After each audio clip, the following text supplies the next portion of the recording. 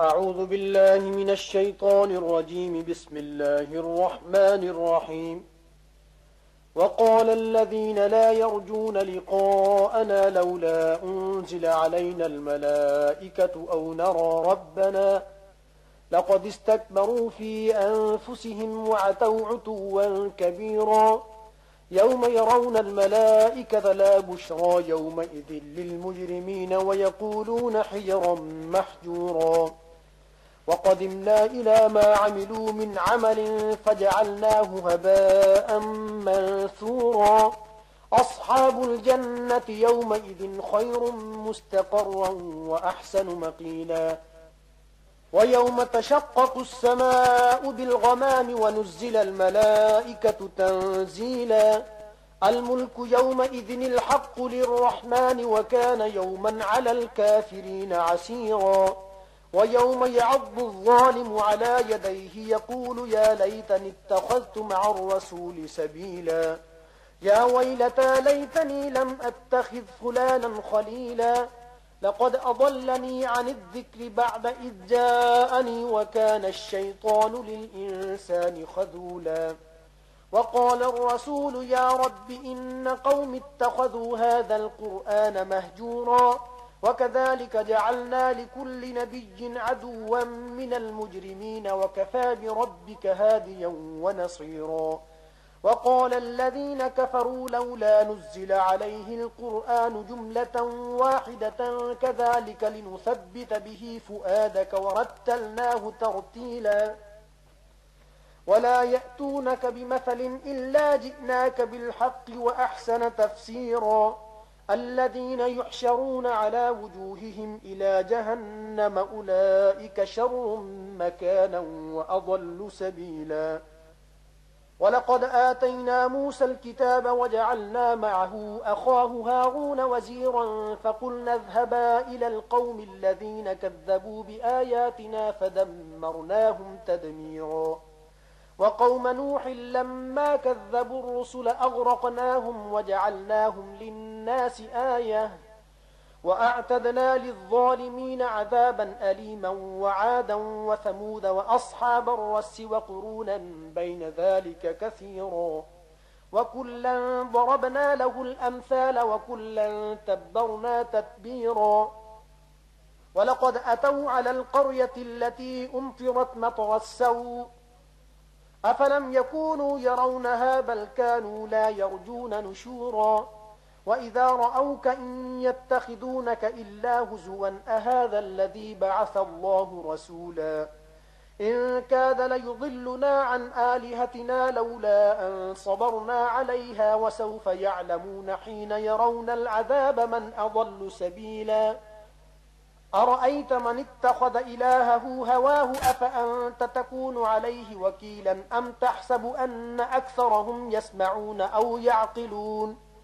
إن هم إلا كالأنعام بل هم أضل سبيلا ألم تر إلى ربك كيف مد الظل ولو شاء لجعله ساكنا ثم جعلنا الشمس عليه دليلا ثم قبضناه إلينا قبضا يسيرا وهو الذي جعل لكم الليل لباسا والنوم سباتا وجعل النهار نشورا وهو الذي أرسل الرياح بشرا بين يدي رحمته وأنزلنا من السماء ماء طهورا لنحيي به بلدة ميتا ونسقيه مما خلقنا أنعاما وأناسيا كثيرا ولقد صرفناه بينهم ليذكروا فأبى أكثر الناس إلا كفورا ولو شئنا لبعثنا في كل قرية نذيرا فلا تطع الكافرين وجاهدهم به جهادا كبيرا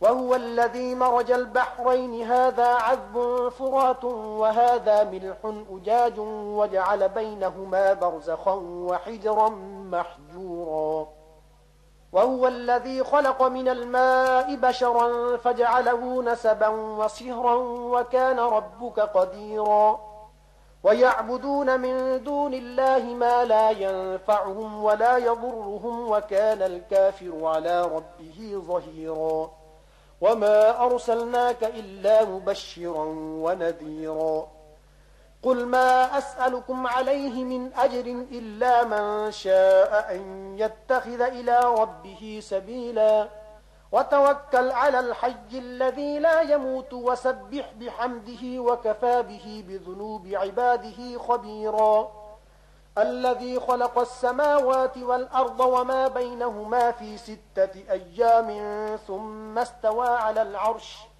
الرحمن فاسأل به خبيرا وإذا قيل لهم اسجدوا للرحمن قالوا وما الرحمن أنسجد لما تأمرنا وزادهم نفورا تبارك الذي جعل في السماء بروجا وجعل فيها سراجا وقمرا منيرا وهو الذي جعل الليل والنهار خلفة لمن أراد أن يذكر أو أراد شكورا وعباد الرحمن الذين يمشون على الأرض هونا وإذا خاطبهم الجاهلون قالوا سلاما والذين يبيتون لربهم سجدا وقياما والذين يقولون ربنا اصرف عنا عذاب جهنم إن عذابها كان غراما إنها ساءت مستقرا ومقاما والذين إذا أنفقوا لم يسرفوا ولم يقتروا وكان بين ذلك قواما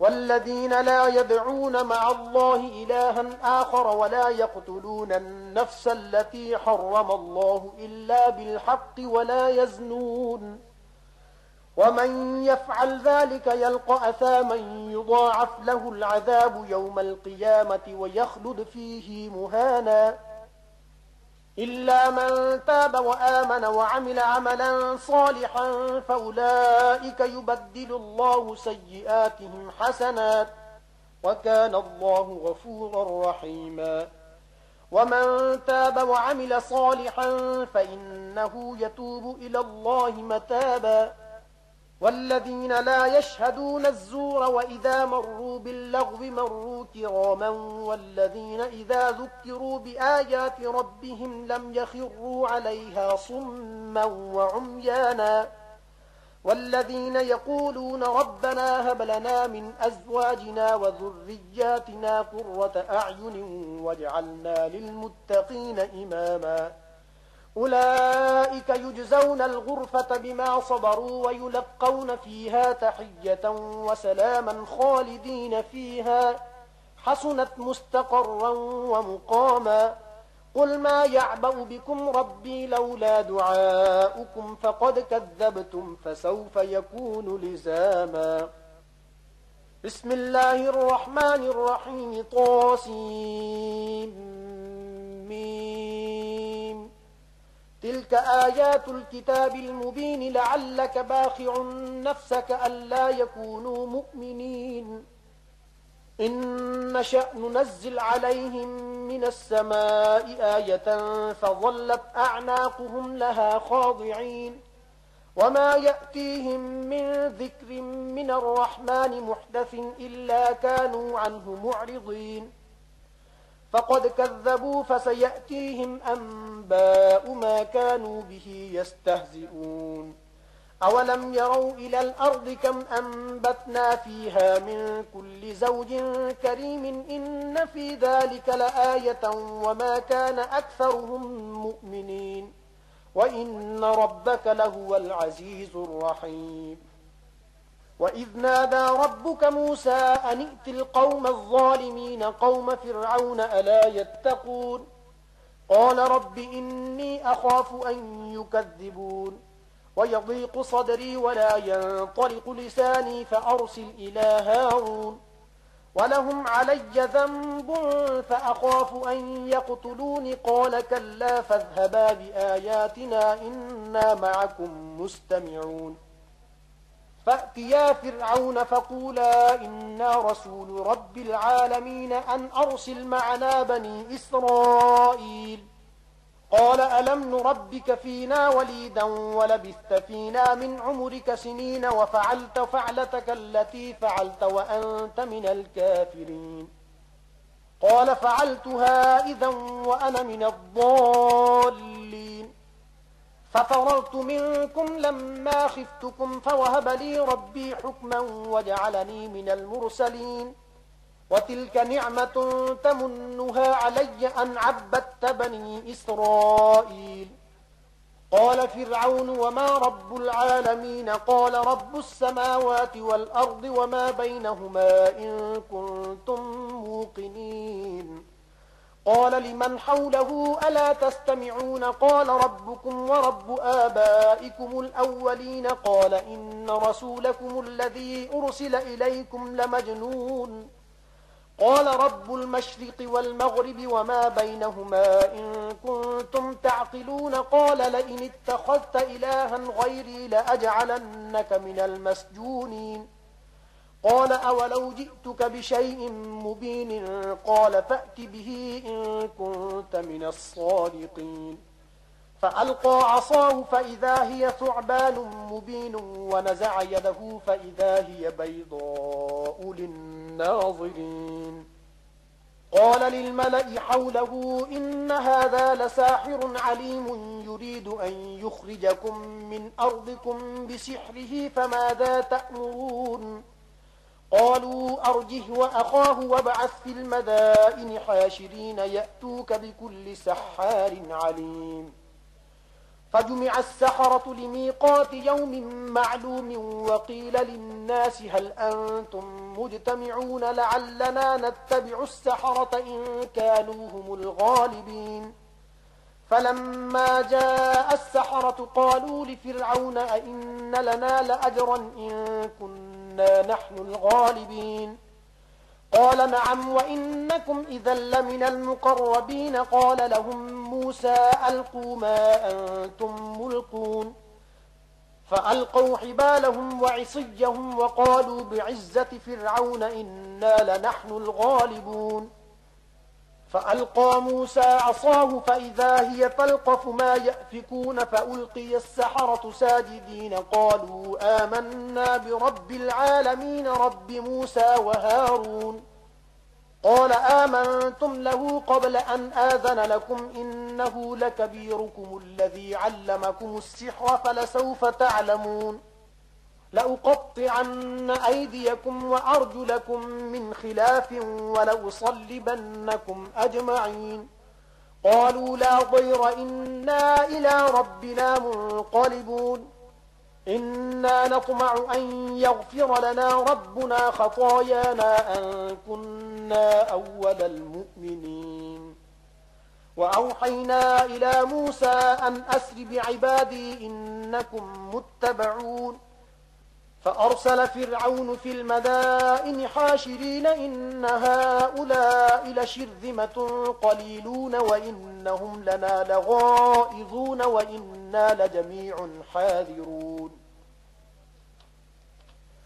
فأخرجناهم من جنات وعيون وكنوز ومقام كريم كذلك وأورثناها بني إسرائيل فأتبعوهم مشرقين فلما تراءى الجمعان قال أصحاب موسى إنا لمدركون قال كلا إن معي ربي سيهدين فأوحينا إلى موسى أن اضرب بعصاك البحر فانفلق فكان كل فرق كالطود العظيم وأزلفنا ثم الآخرين وأنجينا موسى ومن معه أجمعين ثم أغرقنا الآخرين إن في ذلك لآية وما كان أكثرهم مؤمنين وإن ربك لهو العزيز الرحيم واتل عليهم نبأ إبراهيم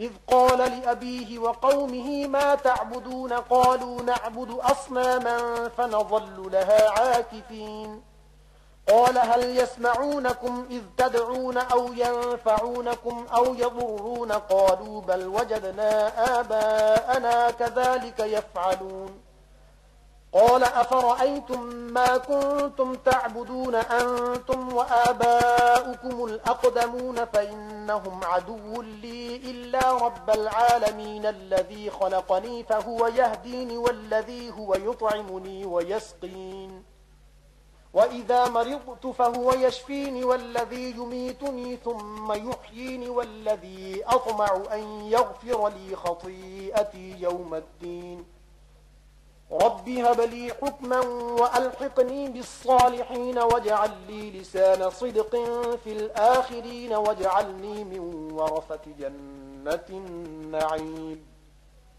واغفر لأبي إنه كان من الضالين ولا تخزني يوم يبعثون يوم لا ينفع مال ولا بنون إلا من أتى الله بقلب سليم وأزلفت الجنة للمتقين وبرزت الجحيم للغاوين وقيل لهم أين ما كنتم تعبدون من دون الله هل ينصرونكم أو ينتصرون فكبكبوا فيها هم والغاوون وجنود إبليس أجمعون قالوا وهم فيها يختصمون تالله إن كنا لفي ضلال مبين إذ نسويكم برب العالمين وما أضلنا إلا المجرمون فما لنا من شافعين ولا صديق حميم فلو أن لنا كرة فنكون من المؤمنين إن في ذلك لآية وما كان أكثرهم مؤمنين وإن ربك لهو العزيز الرحيم كذبت قوم نوح المرسلين إذ قال لهم أخوهم نوح ألا تتقون إني لكم رسول أمين فاتقوا الله وأطيعوني وما أسألكم عليه من أجر إن أجري إلا على رب العالمين فاتقوا الله وأطيعون قالوا أنؤمن لك واتبعك الأرذلون قال وما علمي بما كانوا يعملون إن حسابهم إلا على ربي لو تشعرون وما أنا بطارد المؤمنين إن أنا إلا نذير مبين قالوا لئن لم تنته يا نوح لتكونن من المرجومين قال رب إن قومي كذبون فافتح بيني وبينهم فتحا ونجني ومن معي من المؤمنين فأنجيناه ومن معه في الفلك المشحون ثم أغرقنا بعد الباقين إن في ذلك لآية وما كان أكثرهم مؤمنين وإن ربك لهو العزيز الرحيم كذبت عاد المرسلين إذ قال لهم أخوهم هود ألا تتقون إني لكم رسول أمين فاتقوا الله وأطيعوني وما أسألكم عليه من أجر إن أجري إلا على رب العالمين أتبنون بكل ريع آية تعبثون وتتخذون مصانع لعلكم تخلدون وإذا بطشتم جبارين فاتقوا الله وأطيعون واتقوا الذي أمدكم بما تعلمون أمدكم بأنعام وبنين وجنات وعيون إني أخاف عليكم عذاب يوم عظيم قالوا سواء علينا أوعظت أم لم تكن من الواعظين إن هذا إلا خلق الأولين وما نحن بمعذبين فكذبوه فأهلكناهم إن في ذلك لآية وما كان أكثرهم مؤمنين وإن ربك لهو العزيز الرحيم كذبت ثمود المرسلين إذ قال لهم أخوهم صالح ألا تتقون إني لكم رسول أمين فاتقوا الله وأطيعون وما أسألكم عليه من أجر إن أجري إلا على رب العالمين أتتركون فيما هاهنا آمنين في جنات وعيون وزروع ونخل طلعها هضيم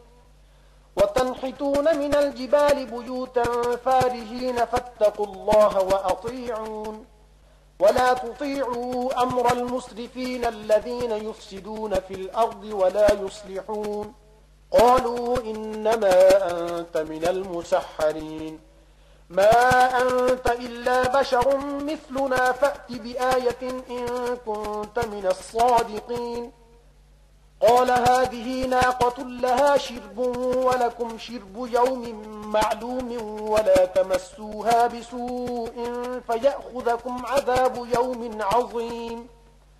فعقروها فأصبحوا نادمين فأخذهم العذاب إن في ذلك لآية وما كان أكثرهم مؤمنين وإن ربك لهو العزيز الرحيم. كذبت قوم لوط المرسلين إذ قال لهم أخوهم لوط ألا تتقون إني لكم رسول أمين فاتقوا الله وأطيعون وما أسألكم عليه من أجر إن أجري إلا على رب العالمين. أتأتون الذكران من العالمين وتذرون ما خلق لكم ربكم من أزواجكم بل أنتم قوم عادون. قالوا لئن لم تنته يا لوط لتكونن من المخرجين قال إني لعملكم من القالين رب نجني وأهلي مما يعملون. فنجيناه وأهله أجمعين إلا عجوزا في الغابرين ثم دمرنا الآخرين وأمطرنا عليهم مطرا فساء مطر المنذرين. إن في ذلك لآية وما كان أكثرهم مؤمنين وإن ربك لهو العزيز الرحيم.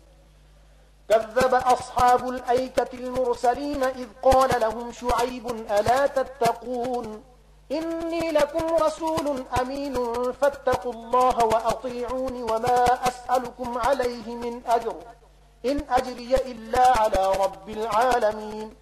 أوفوا الكيل ولا تكونوا من المخسرين وزنوا بالقسطاس المستقيم ولا تبخسوا الناس أشياءهم ولا تعثوا في الأرض مفسدين واتقوا الذي خلقكم والجبلة الأولين.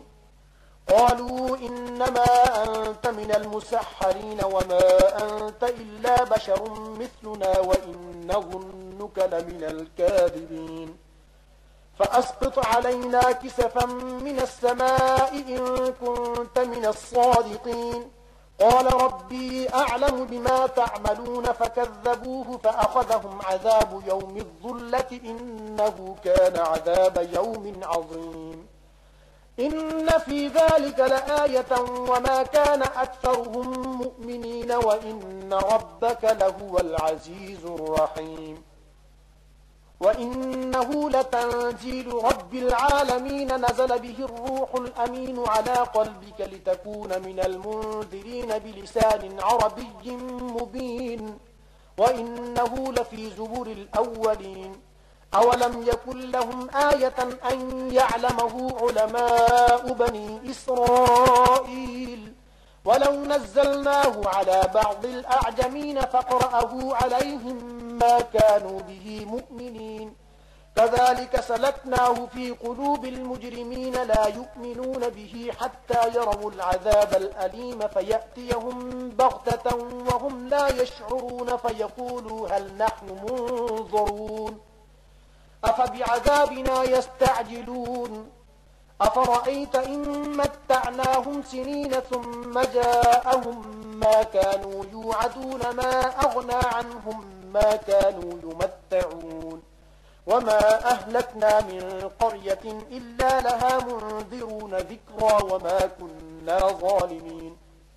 وما تنزلت به الشياطين وما ينبغي لهم وما يستطيعون إنهم عن السمع لمعزولون. فلا تدع مع الله إلها آخر فتكون من المعذبين. وأنذر عشيرتك الأقربين واخفض جناحك لمن اتبعك من المؤمنين. فإن عصوك فقل إني بريء مما تعملون. وتوكل على العزيز الرحيم الذي يراك حين تقوم وتقلبك في الساجدين إنه هو السميع العليم. هل أنبئكم على من تنزل الشياطين تنزل على كل أفاك أثيم يلقون السمع وأكثرهم كاذبون.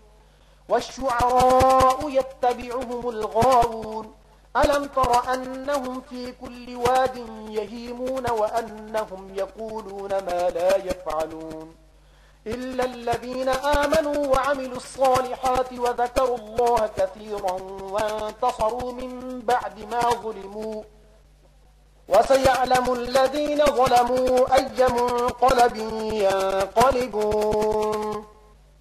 بسم الله الرحمن الرحيم. طاسين. تلك آيات القرآن وكتاب مبين هدى وبشرى للمؤمنين الذين يقيمون الصلاة ويؤتون الزكاة وهم بالآخرة هم يوقنون. إن الذين لا يؤمنون بالآخرة زينا لهم أعمالهم فهم يعمهون. أولئك الذين لهم سوء العذاب وهم في الآخرة هم الأخسرون. وإنك لتلقى القرآن من لدن حكيم عليم. إذ قال موسى لأهله إني آنست نارا سآتيكم منها بخبر أو آتيكم بشهاب قبس لعلكم تصطلون. فلما جاءها نودي أن بورك من في النار ومن حولها وسبحان الله رب العالمين. يا موسى إنه أنا الله العزيز الحكيم وألق عصاك.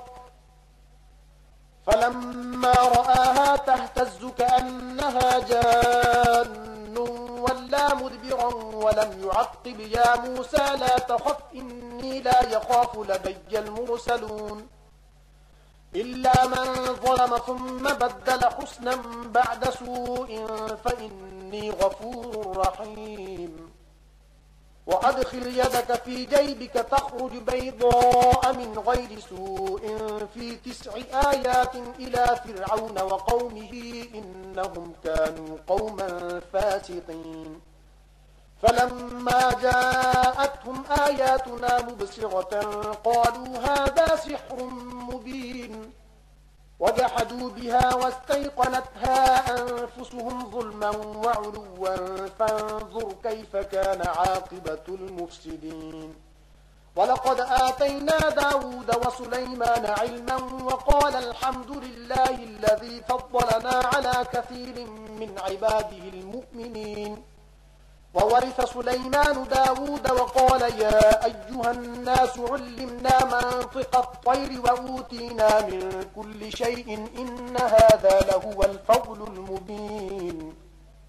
وحشر لسليمان جنوده من الجن والإنس والطير فهم يوزعون.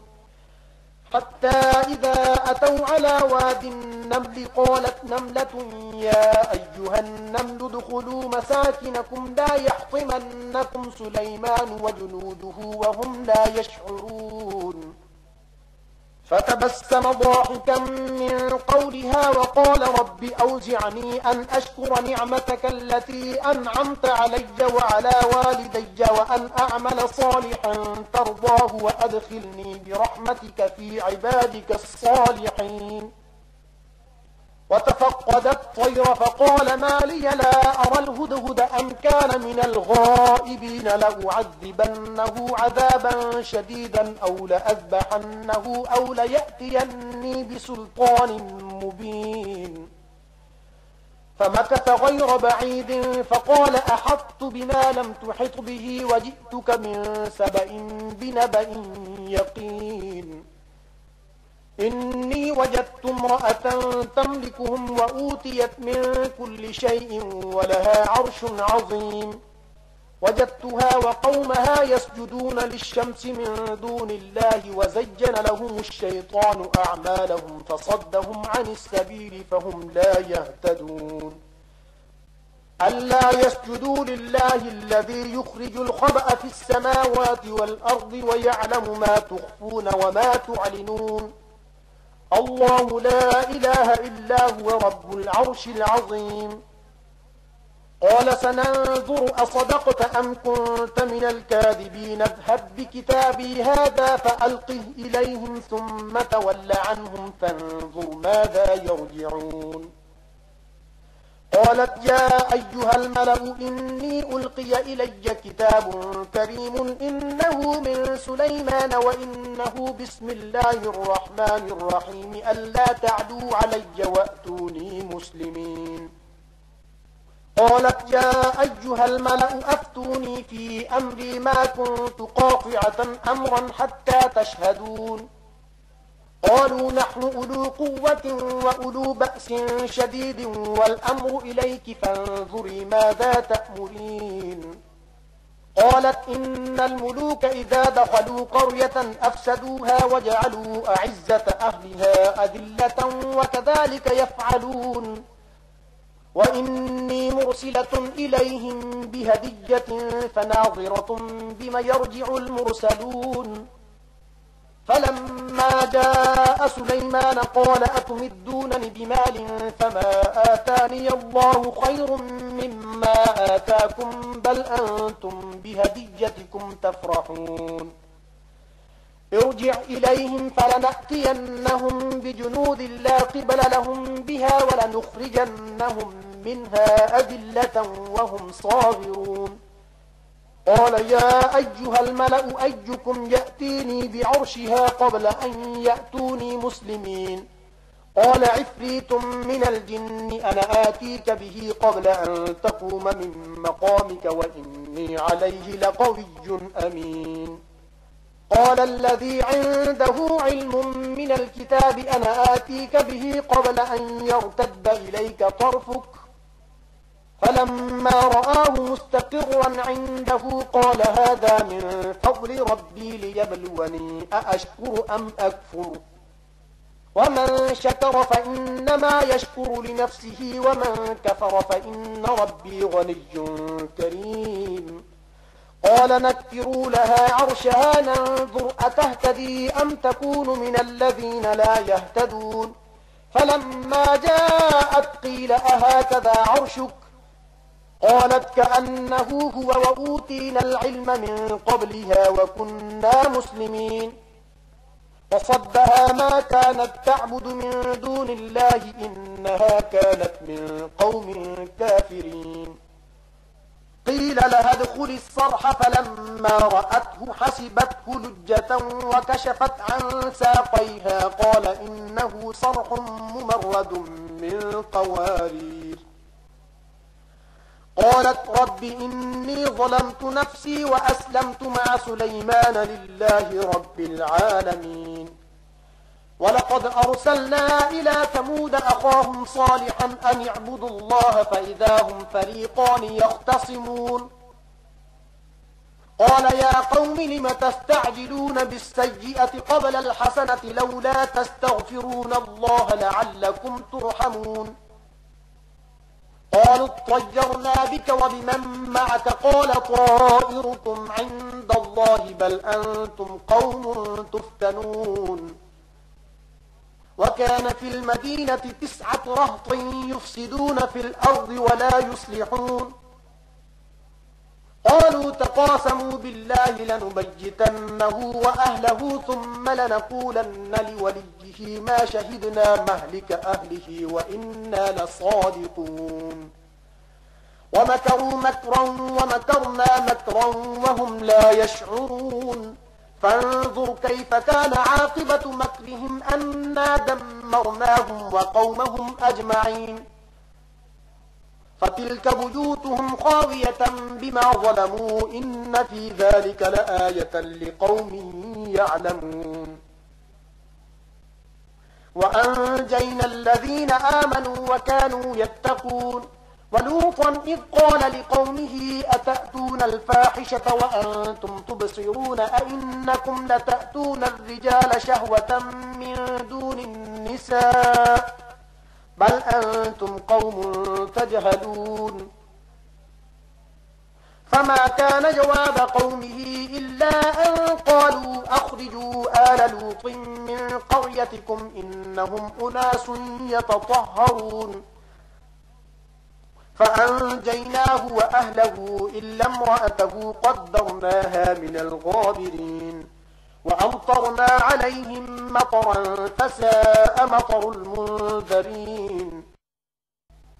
قل الحمد لله وسلام على عباده الذين اصطفى الله خير أما يشركون. صدق الله العظيم.